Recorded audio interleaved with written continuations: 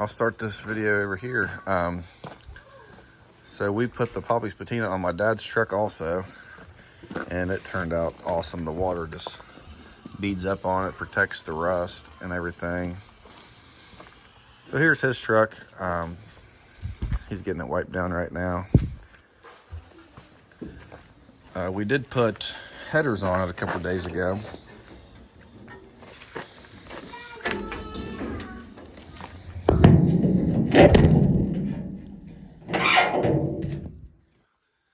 Kind of hard to get that hood open with one hand, but we put chrome headers on it.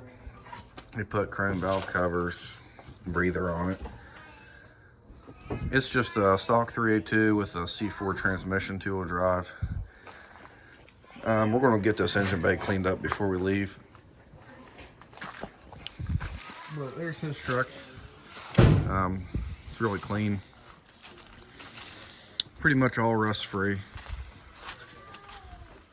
The interior's in super good shape.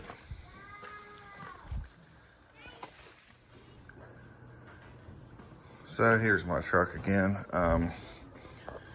The Poppy's patina done on it. It turned out really good. I bought new fenders last year at the show, at the Grand National F-100, and they were an off color. I grabbed some spray paint from Lowe's and I painted them. They don't match perfect, they match okay. Sanded them down, put a little bit of patina on them. That's pretty difficult to do. Here's inside of it. I still need to clean everything out, but I'm gonna go over this shifter and stuff with you guys. It's kind of difficult. One other thing I did, I got the tailgate fixed. The tailgate never worked before. Took it apart and put the rods back on where they go. And I didn't have the right connectors, so I wired them on. It'll work until the connectors get here. So here's the interior. Whenever I done this, I'd never thought about gauges.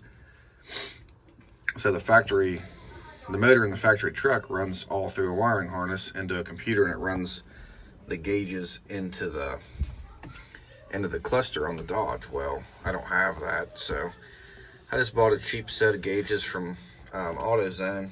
So I got oil pressure, voltage, water temperature. Those all work. I drove it for probably 100 miles and realized I needed a speedometer pretty bad. So my dad gave me an old Garmin that he had. I got it wired up. It works pretty good. If it'll turn on, I'll show you a little trick. So whenever I do it, I just click on the speed there. The speed will come up real big right here. I reset the mileage. Probably about 100 miles after I started, or after I drove this truck. So I'll probably roughly have 375 miles on it since I've had it on the road. But as you can tell, it's not perfect. It gives a good idea. It's probably within a few miles off on the speed. So once it gets moving, it'll reset itself, go back to zero, all that. Here's the shifter. It's a muldoons performance shifter. They take a shifter and they wire it up, put switches in it.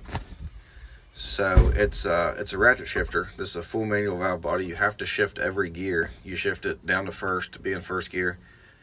If you get out on the road and just take it from neutral, put it right to drive, you're going to be in third gear. You're not going to be in first. So it makes it kind of hard getting used to driving. I'm used to it now with all of the torque that it has. Whenever I stop at a stoplight or a stop sign or in traffic or something, I always bump it up into neutral. That way it's not so hard on the brakes, because this thing has manual brakes, drum brakes. The brakes stop it fine, but it's kind of hard to hold it back. So whenever you do this, you'll pull it back and now you're in first gear. When you go to second, you got to pull this in a little bit, second gear, and then you push again. That's third gear. So that third gear would be drive.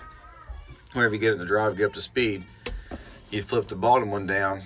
The bottom one is overdrive. The top one is converter lockup. So whenever you lock the converter up, it's solid power through the transmission. It'll be, and then you got to push this red button, push it forward, neutral, and then reverse and park is really close together. So whenever I go to park, I just kind of jam it really hard forward, and that gets it to park. It's kind of been a little rough getting used to with the switches. So the biggest thing I struggle with whenever I stop at a stoplight and throw it in neutral with overdrive on, I sometimes forget to turn overdrive off. So when I shift back up through the gears, it'll go from second gear straight into overdrive instead of going into drive, into third.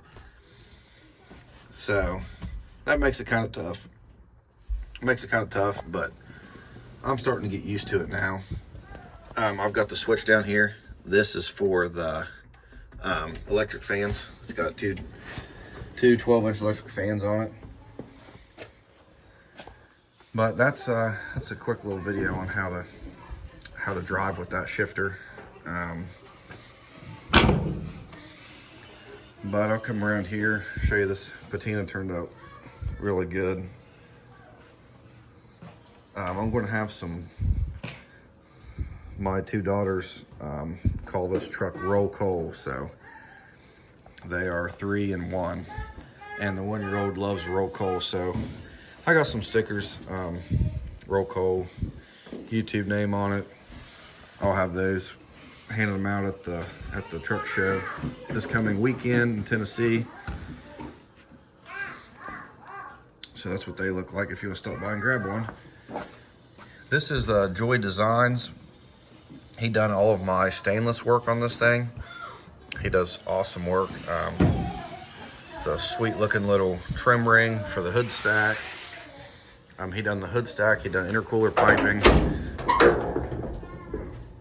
So there's the hood stack. It turned out really nice. It comes out of the back of the turbo. And I believe it's 3-inch where it comes out. It went straight to 3.5. Comes around 3.5 and then into 4-inch here. And then on the intercooler side, we had to take this factory 90, because it's not actually a 90. So we cut it, put it at a little bit of an angle, welded it back together. That way it would fit right there with the inner fender. So the intercooler piping goes out, it goes into the intercooler here, comes back around, goes into the intake. I got the powder coating done locally. That turned out really awesome. I love the blue color, it matches perfect. So but anyway, there's the lower coolant pipe. It's stainless also.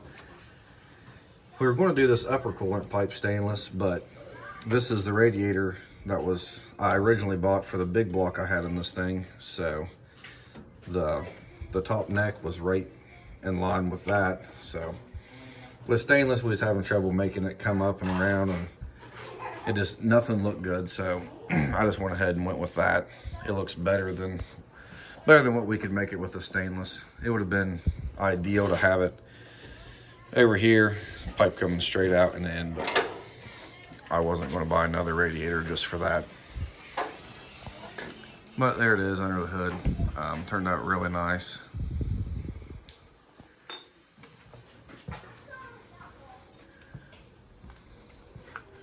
So on the rear end, I'd done before on the rear end, I did the axle flop. So the leaf springs were actually underneath the rear axle, and I had to cut those. It was too low. Excuse me, but it was too low, and it was riding on the bump stops pretty hard. So I took the rear end out. I cut those brackets off, welded them back to the top. I done that. I didn't like the angle that the drive shaft was in, so I ended up doing it twice. But anyway, I got that done and put some, I think they're about 2.5-inch drop shackles on it. It's super close to the body. I was wanting to drop it a little bit more than that, but it was hitting the bed, so that's what we had to go with. But yeah, there it is. It's got new rubber on the back. I don't know if I mentioned that or not, but we got new rubber for this windshield.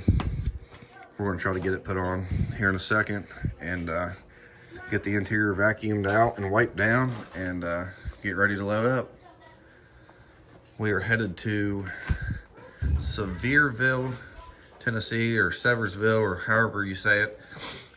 They have the F-100 Supernationals there. This coming weekend starts Thursday. So that's where we're going to be headed. We're leaving around 8:30 in the morning Thursday.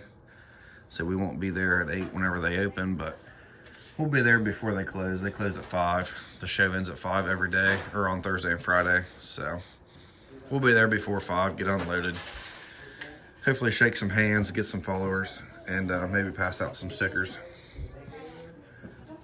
But there it is. If you see us at the show, stop by.